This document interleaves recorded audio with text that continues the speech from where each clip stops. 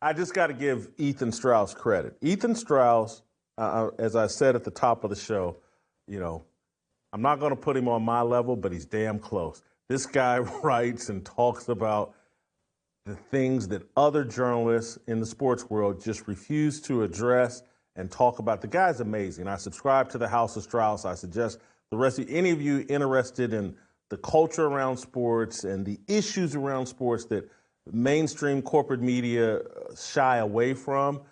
Ethan used to work at ESPN. He built a brand, I think, initially covering the Golden State Warriors. He's gone independent. He's one of the great voices out there.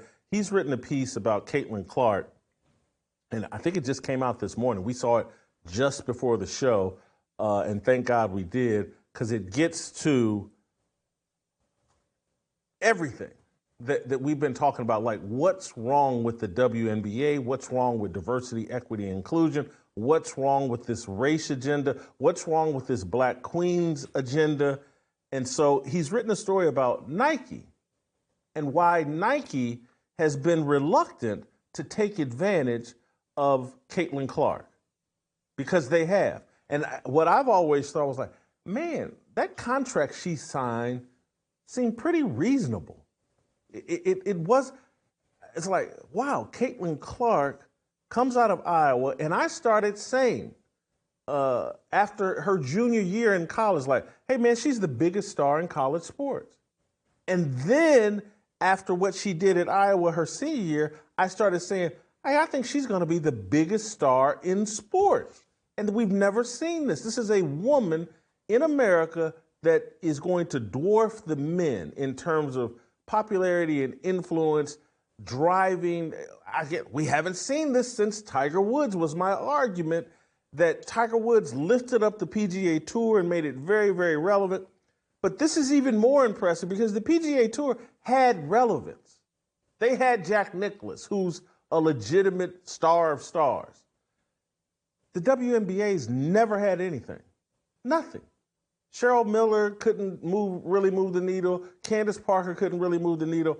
Now they have this woman, and she's made the WNBA relevant. And I'm like, why isn't she being promoted? And how did Nike get her at such a reasonable, wasn't it a 22 or 32? $28 million over 8 years. Over 8 years. I'm like, that doesn't add up to me. I think some of this might be a little bit of revisionist history.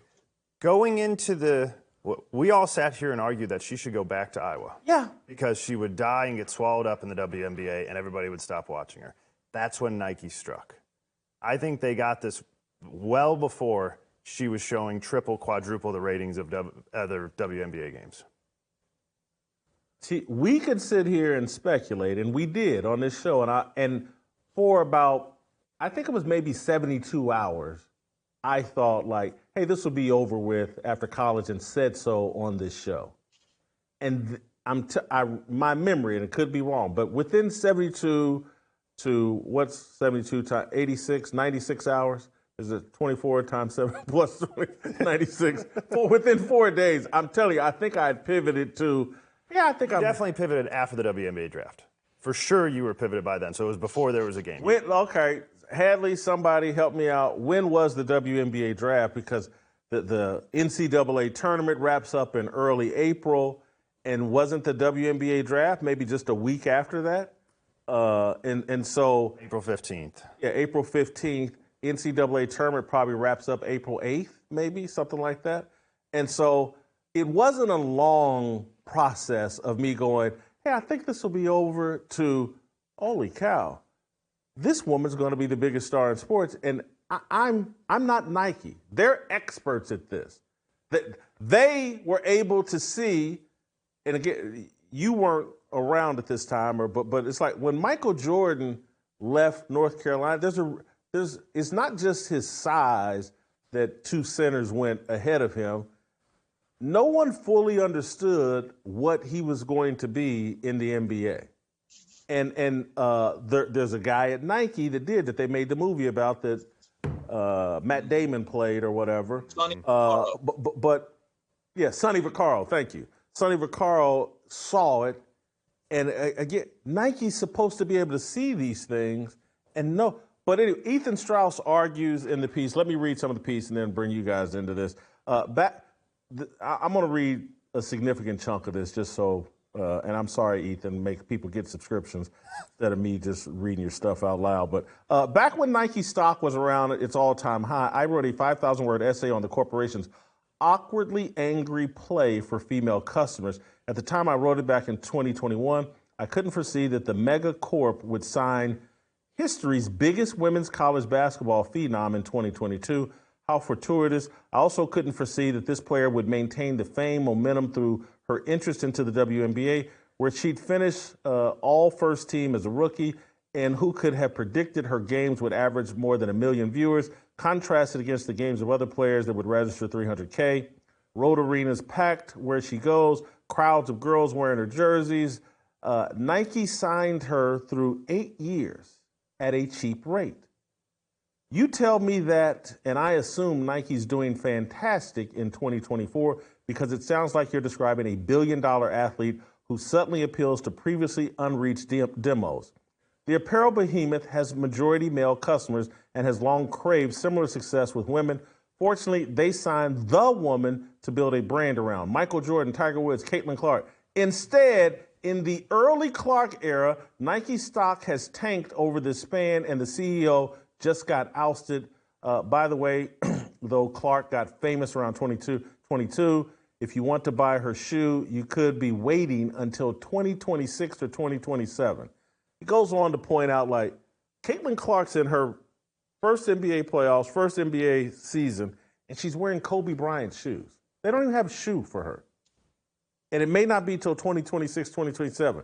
LeBron James had his own signature shoe his rookie year. So 20 years ago, Nike was nimble enough and had enough vision to see that, hey, let's get LeBron's shoe out here. This guy's going to be a big deal. They can't do this for Caitlin Clark for some reason. And lo and behold, let me get to the money shot. Where is the money paragraph where they mention Asia? Oh, here it is. So he walks through, like, there was a Nike ad for Iowa Caitlin, though it wasn't exactly pushed on the public.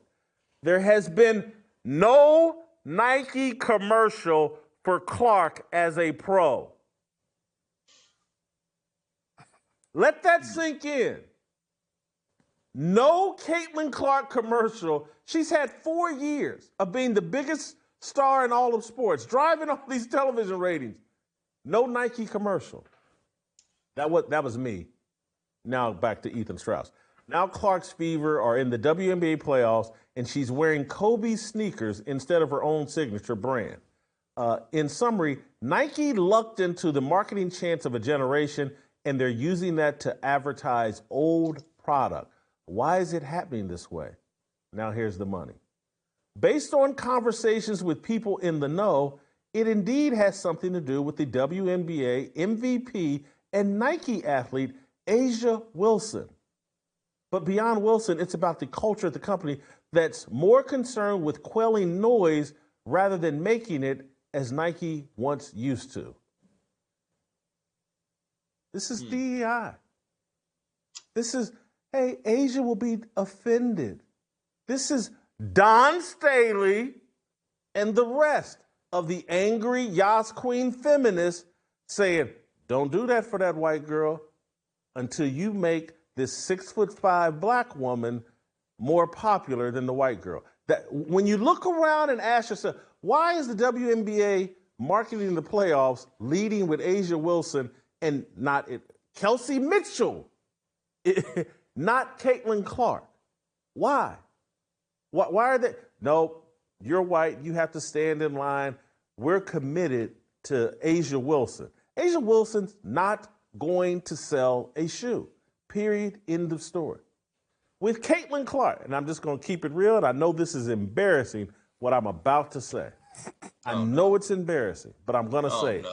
If Caitlin Clark had a signature shoe, I would wear them. I would. Just at home, private. I would wear them out publicly. Butter, you look like you agree with me. Would you wear a Caitlin Clark shoe? Hey, you know what they say? Democrats buy sneakers too. I would do it. And I'm just telling. That's how. And again, I get that she allegedly, likes Kamala Harris, but I like Caitlin Clark more than I dislike her liking. She's 22, a woman. Of course, she's a liberal. She'll grow out of it. Common sense will visit upon her the truth. She'll figure out why she's not getting the same treatment as Tiger Woods and LeBron James. These leftists are idiots. Idiots. They're not about business. They're not about growing the WNBA. They're about diversity, equity, and inclusion. This is insanity, what they're doing to Caitlin Clark. It's bad business. It's short-sighted. When this woman exits the playoffs, probably tonight, the WNBA playoffs are over. You wonder why they sat and watched her get stabbed in the eye by Dejanay Carrington and did nothing? They want her out of the playoffs.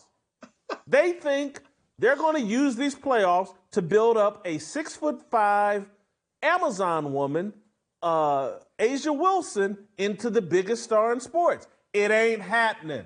They're lying to themselves. They're delusional. Like what you saw? Hit that like button, subscribe, and check out the full episode by clicking the link below.